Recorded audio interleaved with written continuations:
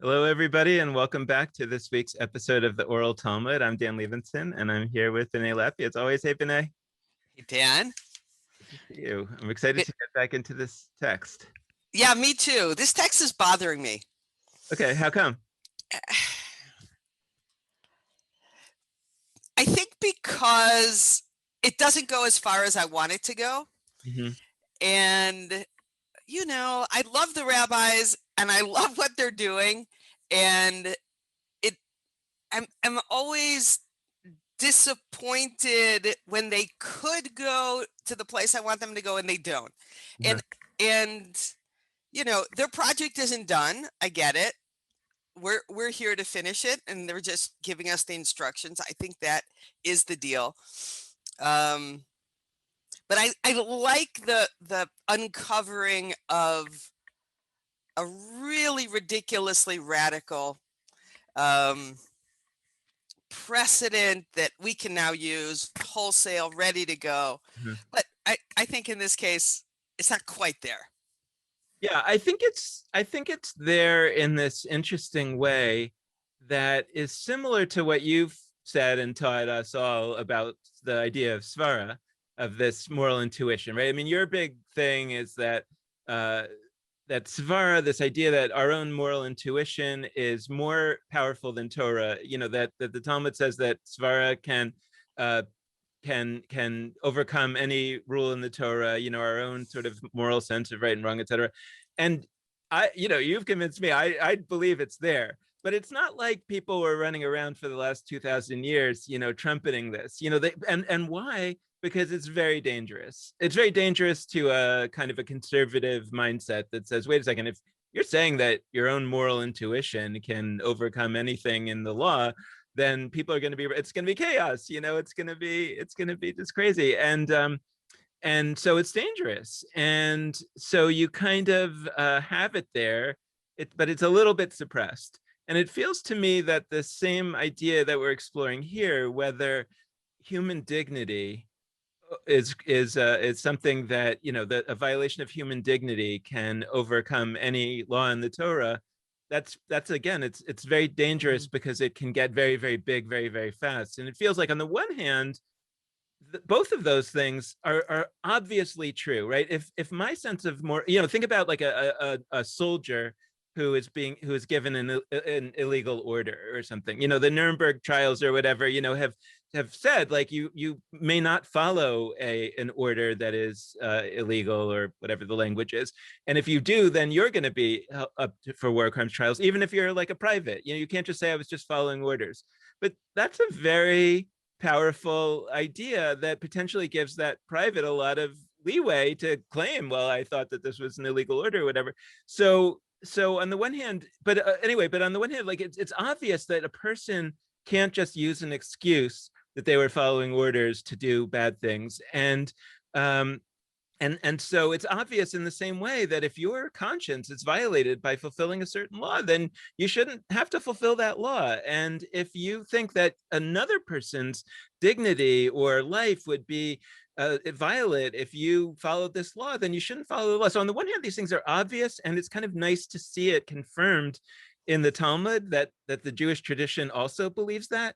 And yet, it's this very dangerous brew that you can see a later, or you can see this, like, well, it's not even later and earlier, you can see this struggle that would be true in any legal system between these two values of making the system able to work on the one hand, and making sure that we honor the true point of the system, which is human dignity, uh, at the same time.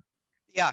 Well, today we're going to get to that piece, which is so beautiful, which I want to end up being, the winning opinion. And I guess I'm happy that it's been recorded and they're showing us what happened to it. So let's get into it. We'll see. This is the piece Okay, so today. this is as a quick reminder of last week. So we actually previewed. We started with this piece that we're going to get to in a few minutes, because we there is a long stuff in before it and after it, and we sandwiched around it, and we kind of wanted to show that ultimately we're getting at this question of that there is a piece of law not from the Mishnah, but from a contemporaneous source, which of similar authority, that says that you can violate any law in the Torah in order to protect human dignity. And even more than that, it specifically says any prohibition in the Torah, which is, it's not just any law, which could be construed as, oh, just the ones of the positive commandments of do this so that you can refrain from doing it. No, it specifically says the prohibitions, and those are much more severe violations. So, and it follows, it would be obvious that if you can violate a prohibition, do not, and you certainly can violate a do. So it's an even higher bar. Okay. Fine. Yeah, and as I'm thinking about it, in the case of that, we've been analogizing this to the saving of a life, pikuach nefesh, and that there too you can overcome, you can do the various prohibitions in the Torah, but there are exceptions. Here, there are actually no exceptions. So exactly. Theory, right, you could worship another god in order to preserve human dignity. I mean, according to the text itself, whether that would actually end up being the law is another question. But it's a very big deal kind of a text. It is, and the fact that there are no exceptions is, it's either really notable, or the assumption is those exceptions that apply to pikuach nefesh apply here. I'm not sure. Sure. So that's sandwiched in the middle. So what we did last week was we kind of looked at the part, and we're going to, just for a couple minutes, just finish up that section, which is the part that's before that little piece of law comes in, and then there's some stuff after it. And the struggle is with this question of that, can you really do anything to protect human dignity? It started with this question of, do you have to say the Shema, which is honoring God? Do you have to say the Shema if you're there at a funeral to honor a dead person or the family? And they struggle with this question of, on the one hand, we know that you don't have to say the Shema, so there's some level of human dignity that overcomes the dignity to be shown to God, but maybe that's limited only to a certain category of people. We can you can go back to last week to get into that in more depth, and then yeah. You just made me think of something. Okay. Oh, you're right that all of the other teachings in this text are cases, except for the really big rule that we're going to get to today. So maybe the deduction of a big rule from the various cases is overly broad. I don't know. Maybe there's something there. That, in other words, that you shouldn't. Right. For example, the deduction from cases. Right. After the case of, do you say the Shema if you're engaged in honoring the dignity of the mourners or the dead, comes the next case, which is if you're in the marketplace and you discover you're wearing a garment that has shatnez, right? The mixture of wool and linen. Yes. It says in that case, you should take off your garment, even in the middle of the marketplace, even if it violates your dignity, you're going to be embarrassed or shamed, because to continue wearing this prohibited garment would be an affront to God and a violation of a do not do in the Torah. And we've been assuming that we can draw a rule, and I think it's a fair assumption from this case, but you just made me realize that maybe that isn't so. I mean, I think that the Gemara assumes it's so. The Gemara assumes that we should read that case to say, no, if there is a prohibition at hand, a Torah prohibition, you should rather violate your or someone else's dignity than transgress that prohibition. But maybe not. I don't know.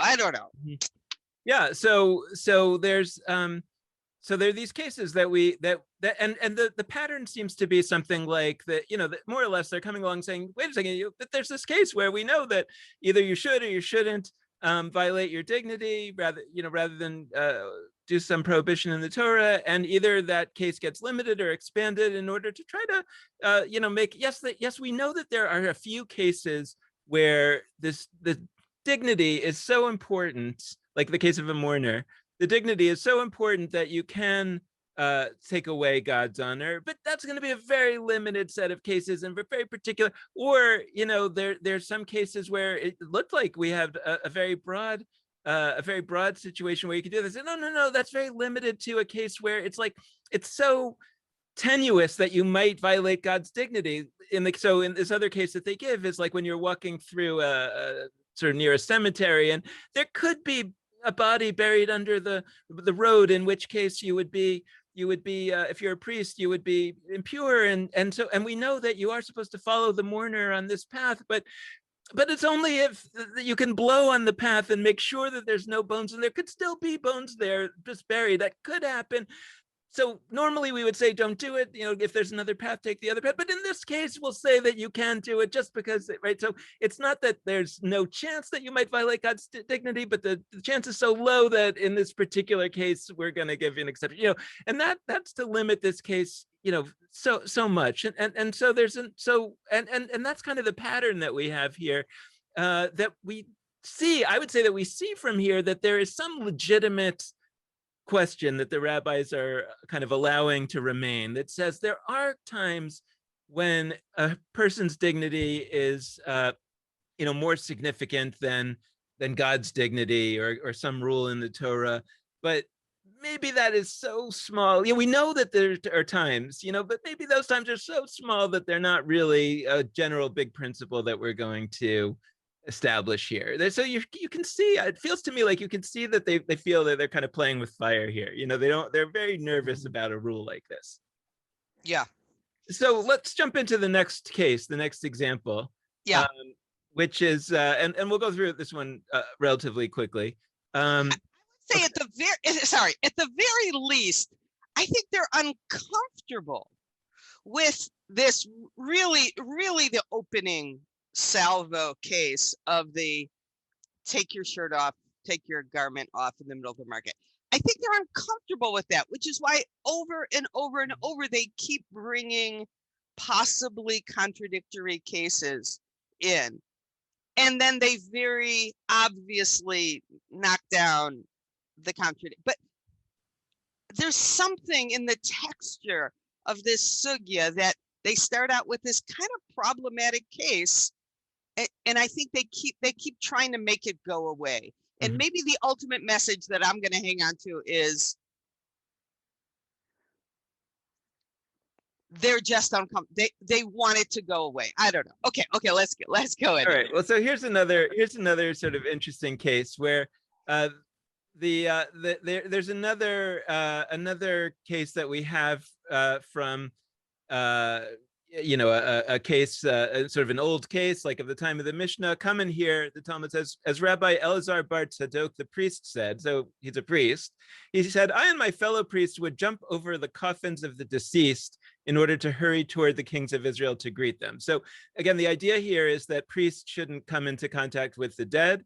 They aren't supposed to be going into cemeteries. And I don't think it's from the case here, it's not so much that they can't be in a cemetery. It's like they got to stay very far away from the dead bodies, and you might as well not go into cemetery because it's hard to stay away from the dead bodies there. Yeah, and I think we have to understand that tum'ah, the ritual impurity that comes from a dead body, sort of wafts upward toward the sky. Uh-huh. Right? It's like airspace. It takes it, right? It's got airspace rights. And the jumping over the coffin, I'm not sure if the text is going to be explicit about this, but the issue is they're going through the impure airspace, right? No, that's the issue. Yeah. And the case is basically that a king of Israel is coming towards them, and they want to rush to the king of Israel to honor him. He's a human being, not God, right? So that's the key here. He's a human being. They want to honor him as you should to a king.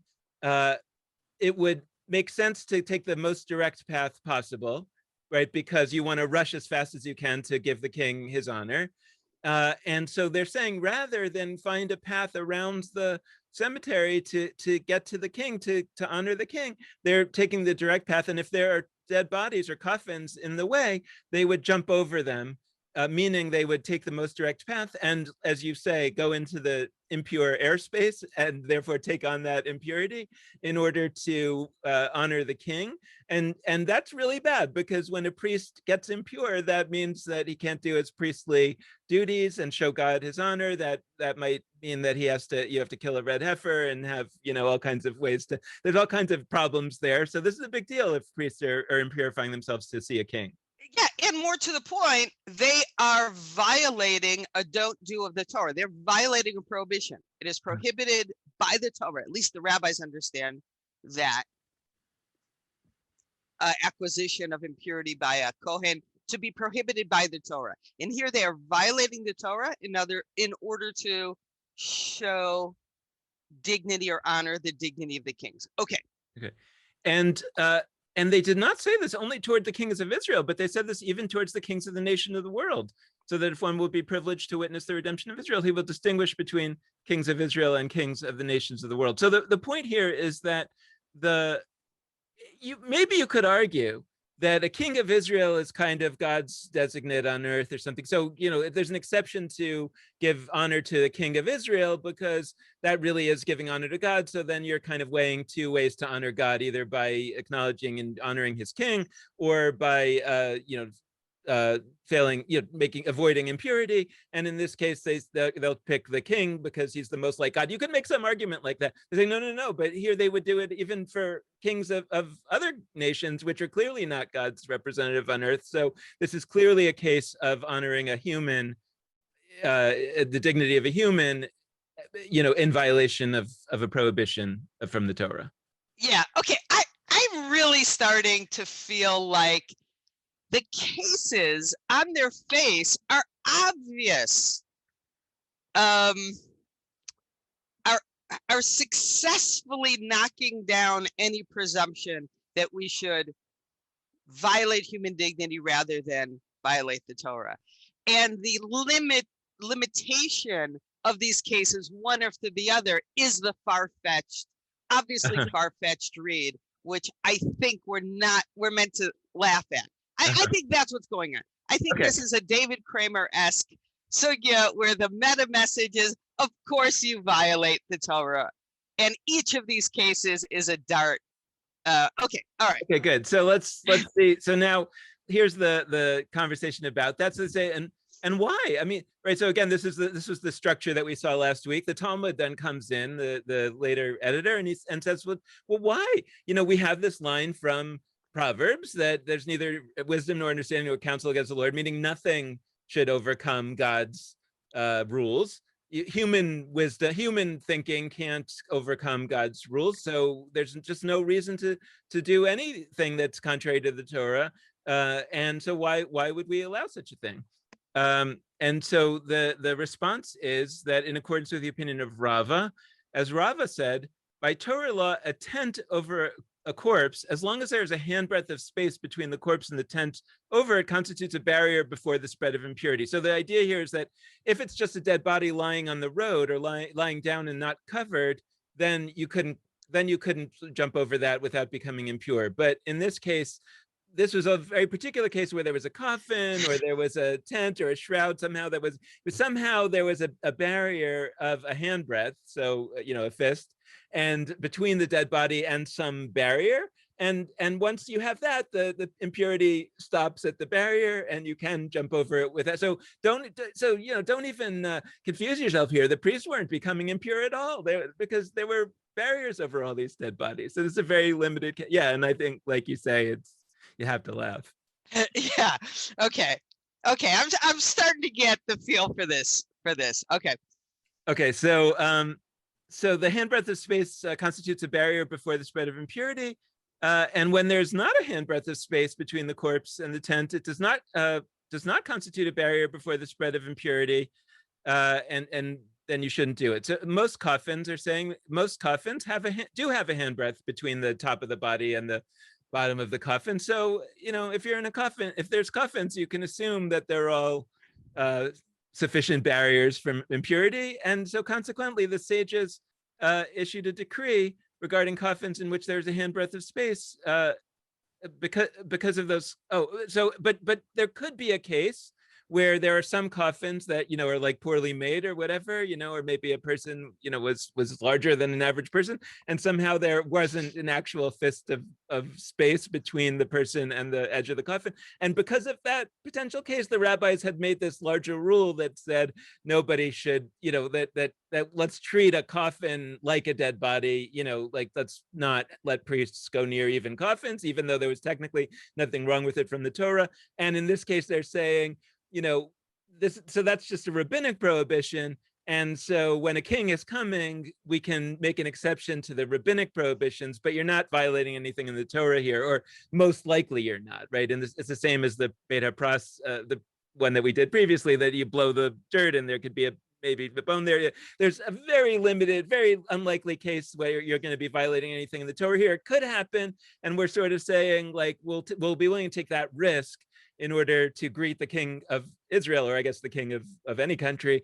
But, it's only because of this very, very limited situation. And it's only because this is actually a rabbinic law, not a Torah law, as you might have thought.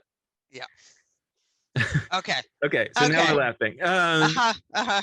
So nevertheless, due to the respective kings, the sages did not issue a decree in that case. So, right. So they did issue a decree that priests shouldn't go over coffins for other reasons, but for a king, it's okay. Right. So that's okay. So now here we come to the general. So we had a couple of cases, like you say, a couple of cases that seem to suggest that there are times when the dignity of a person is greater than the law of following the Torah. I think more than suggest. I think make it very clear that the practice was, and that the rabbinic directive was, to violate the Torah rather than violate human dignity. And in each case, the editor is scrambling to say, no, don't think that's what's going on. This is what's going on. And now comes the big gun. Okay, now Right. Here's this other piece of evidence that looks like for sure it's going to put to rest the question of what do you do when a Torah violation and human dignity are in conflict, and here it comes. Right. And it's kind of like, right, you got a bunch of cases and then you're like, oh, wait a second, actually in the Constitution itself, it says this. We didn't even have to go to those cases. Like, yes, we have it. I forgot that it actually said it in the Constitution, or, at least in the Federalist Papers. And so let's take a look at this. And so the Gemara says, come in here from a Braita, from a contemporaneous source to the Mishnah.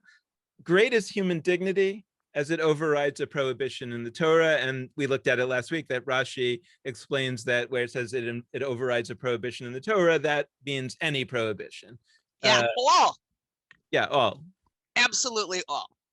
Which it's an enormous statement. Right. Yeah. Now, I guess my question is, why didn't we start here? And I do wonder, this particular there may not be an answer to my question here, but this statement feels to me like it's a little bit more like a proverb than a law. It's like, great is human dignity. That sort of feels like the opening line of an aphorism, or a proverb.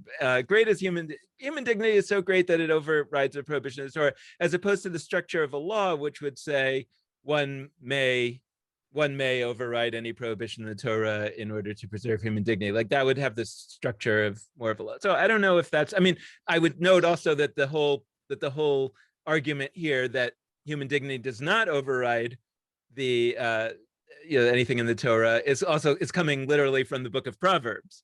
So, it may be, maybe that's intentional to put one proverb against another, or maybe this does have a little bit less than the force of law, and that's why it's not carrying all the water from the beginning. Mm-hmm. I'm not sure. But when you mention the piece of Proverbs that the law that you should rather violate human dignity than violate Torah, that proof text is let's just remember that it's an obviously forced read. I Mm-hmm. mean, it's a forced read of a forced read Right. of that proverb. Okay. Yeah, I'm starting to see this. And when you say, why didn't the Gemara start with this rule? My question is, why doesn't it end with it? Uh-huh. And that reminds me of what we talked about last week, which is that the Yerushalmi, the Jerusalem Talmud, does end with it. Mm. It gets to this point, and that's this opinion, this Baraita holds the day. That becomes the halacha in the Yerushalmi. Mm. And the Bavli then says, we're a little uncomfortable, it seems, going that far, leaving that on the table, but yet we're going to put it out there for you. I don't know. Well, and I would just remind our viewers, listeners here that when we talk about the Bavli, the Babylonian Talmud versus the Yerushalmi, the Jerusalem or the Palestinian Talmud, these are two independent works. I mean, they had certainly the Bavli has knowledge of the Yerushalmi. I think also the Yerushalmi knows what's going on in Babylonia, so they're not fully independent, but they are two different works of rabbinic literature. And when we say, what does Judaism say about something? Yes, it's true that the Judaism that we have descended from is a Judaism that accepted the Babylonian Talmud as the main source of Jewish thinking. I wouldn't say law necessarily, because the whole idea of law as a kind of a fixed codes comes later. So, but really kind of is anchored more in the Babylonian. So we could say that, well, our Judaism is this one that's more nuanced, that doesn't just end with it. On the other hand, I'm not sure that so many people today, particularly non-Orthodox people, are so emphatic about the Babylonian Talmud versus the Palestinian Talmud being the most important work, et cetera. And so it feels to me like when we have a source like the Jerusalem Talmud that says that ends and is much more emphatic, then that says human dignity overrides anything in the Torah, that I feel like when we're thinking about a Judaism of the future, we could hang our hat on that and say, yeah, we like that one.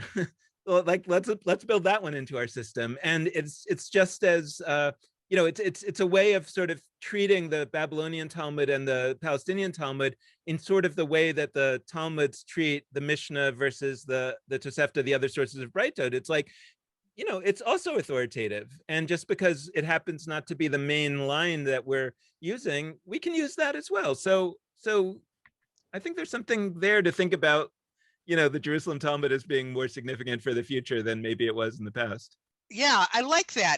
And I keep asking myself, if the Talmud is a kind of law textbook, it's not teaching you law, it's teaching you how to do law. It's teaching you how to think about difficult cases. And the Bavli is a much more intricate, sophisticated document. I wonder if that could help us understand what's going on in this sugya. Is a law student learning the sugya in the Bavli going to actually be better at teasing out the issues in any given case than a law student learning the Yerushalmi that just has kind of, ends with the broad rule? Yeah. Maybe. Yeah. Okay, so basically the Talmud at this point lays down the broad rule.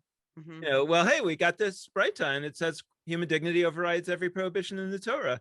And then the Gemara, the editor responds, as the editor is responding in each of these cases, and say, but why? Why don't we also bring in the proverb here that says there's no wisdom nor understanding or counsel against the Lord, meaning, no, nothing overrides the Torah. And Rav Bar Shaba interpreted this prohibition before Rav Kahana as referring to the prohibition of you shall not deviate to the left or the right. So there's something specifically in the Torah and Deuteronomy that says you should do exactly what the Torah says. Don't deviate to the left and to the right. And he's saying, yeah, that's consistent with this idea of nothing overrides the Torah, right? Don't deviate. Okay, I think we need to. This is where it gets super super complicated, and I think we have to. I need to talk it out again. Okay, so we have this very broad rule that looks like it's going to hold the day and override that Proverbs, which is understood to mean follow the Torah even if it causes you to violate human dignity. And now Rav Barshaba says, no. That broad rule isn't referring to all of the don't do's in the Torah. It's only referring to the one don't do. Only this one. The one don't do that says don't deviate to the left or to the right from what God says. Yes, that makes more sense than what I said. Okay, it might have been the same thing. I just needed no, to yes, you got it. Okay, great. So far, it, and I see the next line in the text is the students laughed at him. We're already laughing. I mean, it's so obvious that broad statement is broad. It does what it means what it says, and I think that the Stama is making us see how very forced the limiting read of this radical statement is. But so let me see if I have this right. So we have this quote from a Braita that says human dignity is so important that it overrides a prohibition in the Torah. And like we said, Rashi said it means all prohibitions, but Rav Barshaba is coming along and saying, oh, no, that's not so broad that it overrides all prohibitions. It only overrides a prohibition of the Torah. Which one? The one that says don't deviate to the left or to the right of what it says in the Torah. And the students then laugh at him and they say, but the idea that you shouldn't deviate to the left or the right of what the Torah says applies to the whole Torah. So even if you say that it only refers to that one prohibition, by extension, it refers to all prohibitions, right? Because that's just a general prohibition that applies to all prohibitions, and you're saying that this one overcomes that. So by the process of whatever that is in math, it does all of them. Right. Exactly. So the yeshiva students laughed at him as the prohibition of you shall not deviate is by Torah law, like all other Torah prohibitions. And Rav Kahana replies to them, a great man has spoken, don't laugh at him. So, okay, that's good to know. The sages, and he goes on to explain that the sages based all of rabbinic law on the prohibition of you shall not deviate. However, due to the concern for dignity, the sages permitted suspension of rabbinic law in cases where the two collide. So if I'm understanding this correctly, Rav Kahana is trying to salvage Rav Barshaba's reputation by saying that Torah prohibition of you shall not deviate is the basis for rabbinic law. And so then when you say that that is the one Torah prohibition that can be overcome by human dignity, what you're really saying is all of rabbinic law can be overcome by human dignity, but not all of Torah law, only that one Torah prohibition. Something like that. There's a sleight of hand which Rav Kahana is doing, and he's saying, okay, when we say that you can override that one Torah law, we're not really even saying you can override that one Torah law. That one Torah law is shorthand for the rabbinic authority. And what our broad radical statement really means then, just like you said, is you can override any rabbinic authority, any rabbinic law, rather than violate human dignity, bracket, but not Torah law. It's just so ridiculously forced. And it's so obvious what it actually says and what it actually means, and that they know it. I think that's the meta message, but okay. So I mean, before, so we're about to go on to another case, but I mean, before we do, like, I think it's kind of, I mean, this is it for for that general statement. Like, it's like we have a general statement in the literature that says that any Torah law can be violated for the sake of human dignity. Like you explained in the Yerushalmi and the Palestinian Talmud, it stops there, meaning that's the law. And so in the Yerushalmi, you do have this general, you end up with the general principle, like, yeah, human dignity overcomes any law in the Torah. In the Bavli, the Babylonian Talmud, we kind of have relatively short shrift given to it. We have some kind of bumbling rabbi story who, you know, gets laughed at and maybe he gets salvaged by his colleague. But I mean, it sort of ends up, it feels like it's putting it in the realm of a little bit of a, you know, bumbling home, you know, idiot kind of story. And then it's going on to another case where it's going to limit it again. So it does seem to be kind of, you know, that this big principle seems to be kind of buried in here. And now what's interesting to me is that when we talked about this a couple of weeks ago, and we were talking about the additional exceptions to the rules of you know, when you could violate the Torah, and you know, you said, oh, that makes me think of this quote from the from here where we have greatest human dignity, it overcomes anything in the Torah.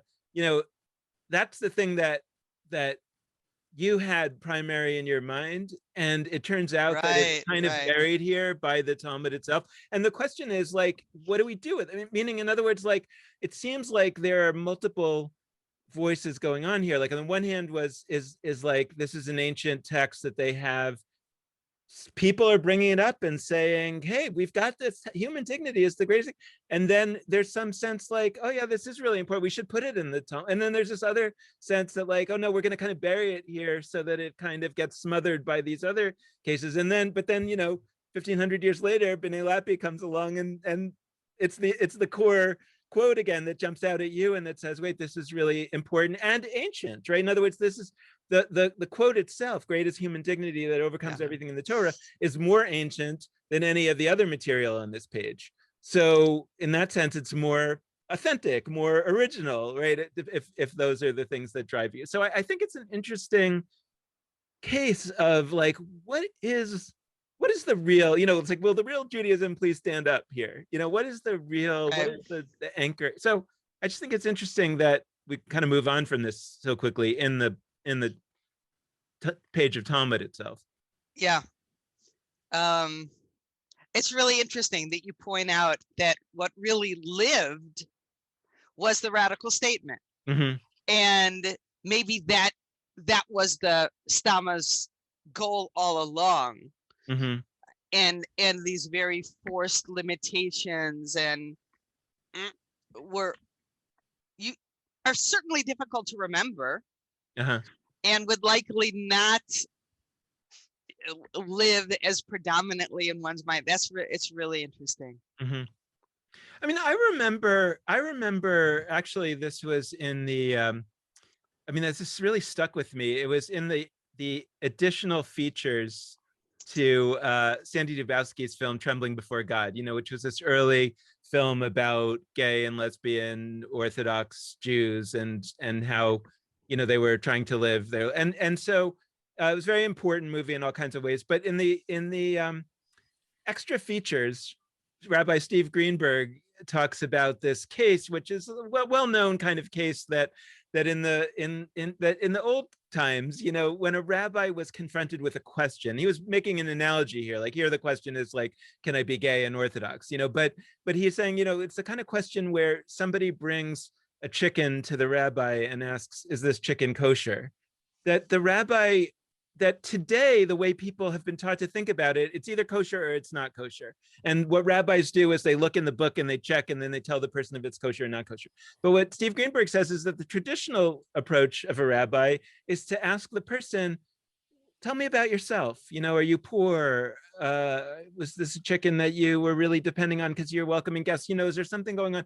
And if you really need it to be kosher, then I'm going to try as hard as I possibly can to make it kosher. I may not be able to at the end, but I'm going to, that's part of the factor. And it feels to me like what that's really getting at is this question of that human dignity is part of the equation here.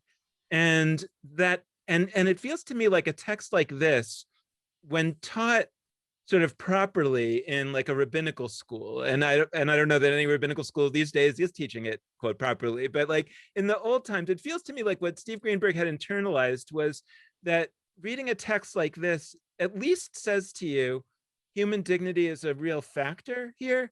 And like we've said many times, in the world of the Talmud, the expectation is that only rabbis will ever read this, know how to read it. And so, on the one hand, it's a dangerous tool. On the other hand, it's a tool that we can give you so that you understand that, that a way to be a rabbi, part of it is to be conscious of the person. And here's a tool that you can use if you need it, but be careful with it. Yeah. It feels more dangerous when it's a time like ours when everybody can read it. And then you say, hey, wait a second, the human dignity overrides everything. So like everybody free reign, everybody go crazy, so like there, so you can kind of understand how it's both important and something that you shouldn't be afraid of. You should actually just be wise and use sparingly. And on the other hand, the fear that it can be in the wrong hands or with less care, it can be used too broadly. And maybe what we're seeing here is neither the suppression nor the holding up of this principle, but almost a kind of an attempt to just like drop it in there. Some people will use it, some people won't, but we put it in the toolbox, but it's kind of like under a bunch of tools, something like that. Yeah, I like that a lot.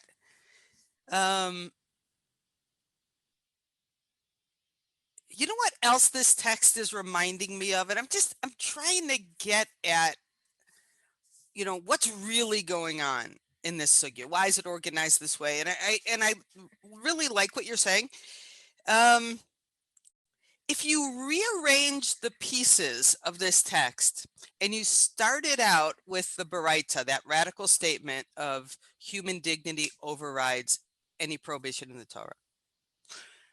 And then you had all of these cases that say, oh, no, wait a minute. You'd have the exact structure of a very famous sugya in another tractate of Talmud called Bava Kama on the question of how we handle personal injuries, right? So the Mishnah, that Tanaitic early authoritative statement, like our Baraita, equal in authority, starts out with, if one person injures another, the injurer has to compensate the injured party in 5 different ways, all financial. And then the Gemara opens up with, what? What are you talking about? That can't be true, because doesn't the Torah say eye for an eye, tooth for a tooth? And then what follows is a chain of proof after proof that the Torah is actually true.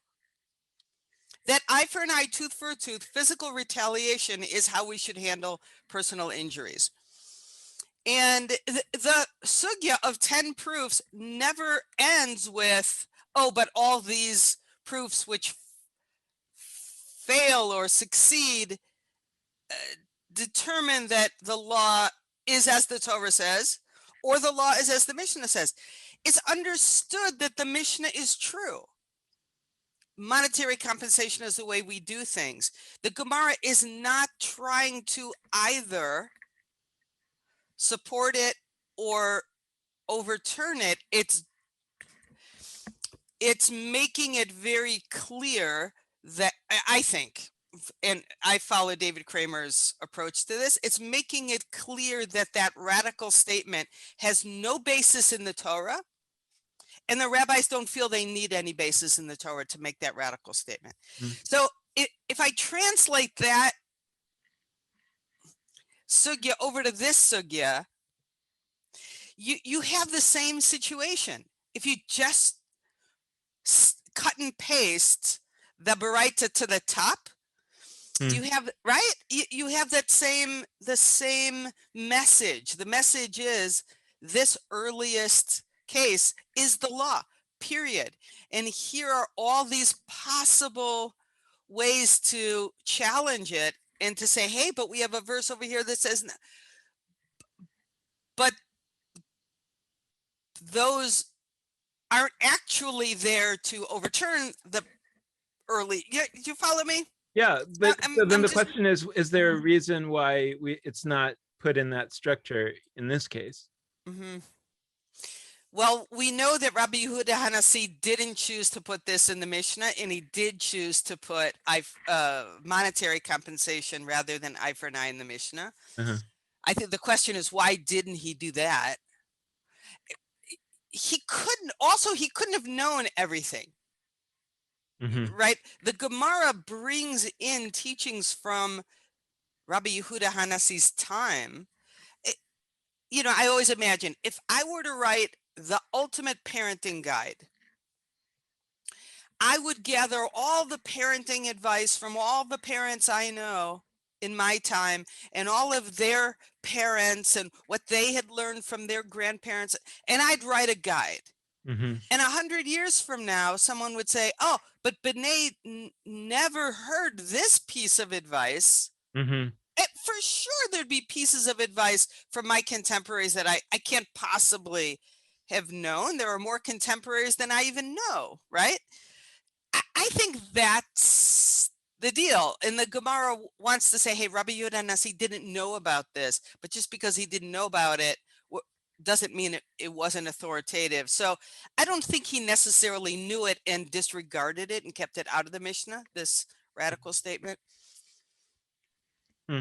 I think there But was. are there radical statements of this sort of general nature in the Mishnah that, like, because it feels to me like, right, the Mishnah also doesn't have a statement that says saving a life overcomes Exactly. That wasn't in the Mishnah either. right. So it feels to me like that's not how the Mishnah does business. Whether he knew about it or not, like it's not like the Mishnah is more of a law code that says, okay, so you can say by implication the Mishnah is doing those things, because if there's a law that isn't in the Torah, but it is in the Mishnah, and it's there, maybe like the eye for an eye being Yeah. overcome, to say like, well, that's not dignified or whatever. You could say like, well, we have these. I mean, maybe this is where we go back to that question of like penumbras and emanations. It's like we do understand that the Mishnah is being driven by these sensibilities, but this wasn't the kind of line that Yehuda Nasi put in the Mishnah, because that's Yeah. not how the Mishnah works. I like that. I like that because the section of Talmud that results in that broad law of you should violate any law rather than risk a life, with the three exceptions, that is standing on the Mishnah of a case. Rabbi Matya ben Cheresh says, if a person is suffering from a sore throat on Shabbat, you give him medicine Mm-hmm. on Shabbat. And we know that I think we learned this together, didn't we? Yeah. Yeah. So you can violate Shabbat to pull up the weeds to boil not the weeds, the medicinal herbs to boil them to make the medicine.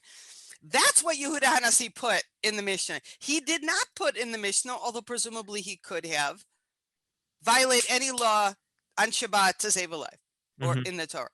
I like what you're saying, that it's just not the Mishnah's style to do that. Yeah.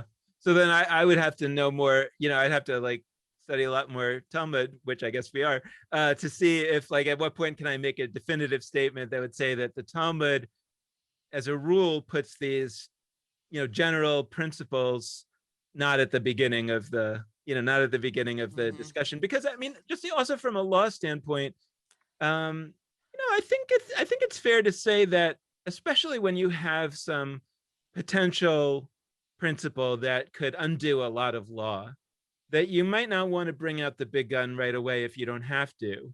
I'm not sure that totally fits here, because these are edited, structured arguments. So by the time they're writing them down, they already know what's going to carry the. So, I think there's a little more decision making going on here in terms of how to structure these arguments in the Talmud. But it does kind of feel like, I don't know. I mean, I am kind of the idea that you might kind of throw the tool in, but you're trying to cover it up a little, because not to suppress it, but to just kind of not make it the one that's whipped out all the time.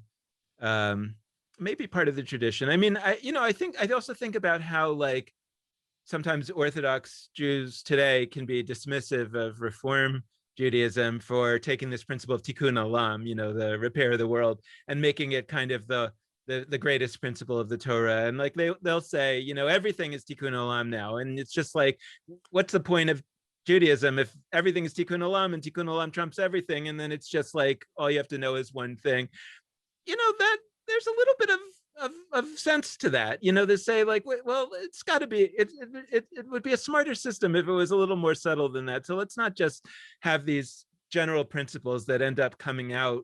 You could pull them out of the drawer no matter what, and they just like beat down everything. Let's be a little more subtle about it. So I don't know. I think there's some sense to I don't know what's the word, not suppress, but to kind of like soften some of these general principles that might get too big too fast in the kind Yeah, of or irresponsible or to show you how to complicate them. I think you've suggested this a couple of times last week and this week, to show cases that complicate them or ways to complicate them, so that in any given case you don't overuse it.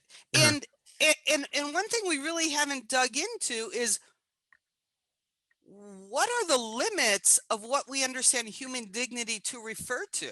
Mm-hmm. Mm-hmm. Is human dignity mild embarrassment? Is it, something more profound? Anyway, probably it isn't the mildest of embarrassments. And so having a broad statement runs the risk of sort of being too big of a hammer, Mm-hmm. Mm-hmm. right, to be used in cases where it really shouldn't be used. Mm-hmm. So I like that. I'm not sure we're going to go back into the details, but the Bavli, should I just sort of say where the Bavli ends up with this? Or Let's should see we? if we can zip through the Okay, next great. one, because I think we have time. So Okay, great. so let's so there's one more case that follows this, and so the Gemara brings another Breita. It says, "Come in here," and here we're talking about there's a rule in Deuteronomy that if you see the ox of your brother or sheep go astray and disregard them, you shall not do that, and you should return it to your brother. So if you see somebody's lost animal, you should return it to them. And the Breita explains the seemingly extraneous expression here. It says, if you shall not see the ox of your brother as sheep go astray and disregard them, return them to your brother. So why do we need and disregard them? It could just said, you shall not see the ox of your brother's sheep go astray, return them to your brother. So why does it say and disregard them? Extra words must have some meaning. And that is the Talmud is saying that is for a particular case that that at times you do disregard lost objects and at times you don't disregard them. So sometimes it could be appropriate to disregard a lost object even if you see that it's lost. How so? If a person was a priest and the lost object was in the cemetery, or if he was an elder and it was beneath his dignity to tend to some lost object of a regular person. So if there are cases where it would be a violation of the Torah or a violation of the person's dignity to return the lost object, then you don't have to. Or if he had more work to do than another person, and therefore, to those cases, it's stated and disregard them to permit one to refrain from returning the object. So it's a very strained reading, but the bottom line is they're saying that this extra language is in there to cover a set of cases where it would be okay to not return the lost object. You're very busy, you're very important, you're a priest, and so the implication here too is that there are cases where somebody's dignity is greater than the Torah, and they wouldn't have to do it, right? And so they can essentially violate the Torah prohibition of failing to return a lost object because it would harm their dignity to do that. Right. And the Talmud says, why? Same thing. Why? But we have this statement, there's neither wisdom nor understanding nor counsel against the Lord. So really, the Torah should always trump human dignity. And so the Talmud is explaining. So yeah, that's why it's different because it's written and disregard them. In other words, but the Torah is actually adding language that's not violating the Torah. It's actually in the Torah, right? The idea that there are these exceptions is actually written in the Torah in this subtle way through extra words, right? Right. So that does allow the person to disregard them. So then the Talmud goes on and says, oh, great.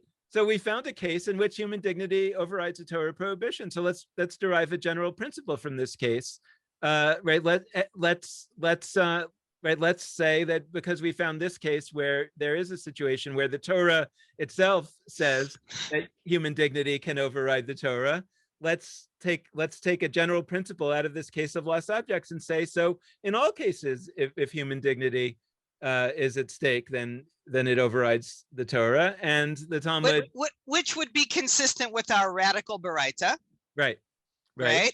And No. the Talmud says, no, that's taking it too far. And also laying down another sort of general principle, right? We don't derive laws about other prohibitions from monetary law. So this case of a lost animal is simply monetary, and we're not going to say, that you can violate a prohibition in the Torah that's non-monetary, like don't worship idols or something like that, based on some law that is only dealing with money. I'm really starting to land somewhere for me with this text. I think this is an instruction manual for how to apply that very radical and broad directive of prioritizing human dignity over the precise following of the Torah when they conflict.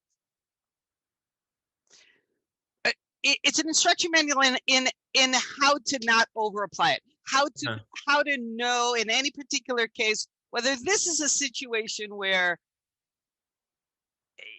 you actually should limit it. This is teaching forced but important ways to limit broad, wonderful principles when they should be limited, because even broad, wonderful principles sometimes should be limited. I think that's what's going on. Okay. Anyway, let's pause on that, and we'll see where we want to come back to it next week. But is there anything sort of more global that you want to say in terms of summing up, sort of apart from this particular case? Well,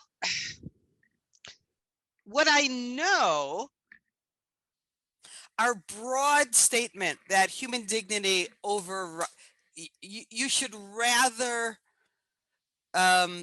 do something to prevent indignity to someone rather than, even when it causes you to violate the Torah, is something that at the end of the day is understood to apply to all rabbinic Toraitic directives. That's a little bit contradictory. All rabbinic law and all Torah laws that are dues, positive commandments. The negative commandments remain in the codes, things that you shouldn't violate even to preserve human dignity. But I don't know, for me, at the end of the day, this is example after example of even forced ways to limit a very wonderful but possibly dangerous and overly applied rule. In other words, be careful, don't over apply it. And if in a certain case you know you shouldn't apply it, here are a half a dozen ways to actually limit it so that you're not forced to follow a rule that in a certain case is not the right thing to do. So we'll come back to this next time and wrap it up in a more proper way. I think that also there's implications of this text and these ideas that we're talking about that I'd love to talk through with you. So I think what we'll do next time is finish this last part and just go through some of that. So because I think that this is really important material that we should spend some time on. Yeah, I would love to flesh out the practical implications of it today. Let's do that next. Okay, great. So we'll see Okay. you next week. All right. All right. Thanks, Dan. Bye, Vinay. Bye.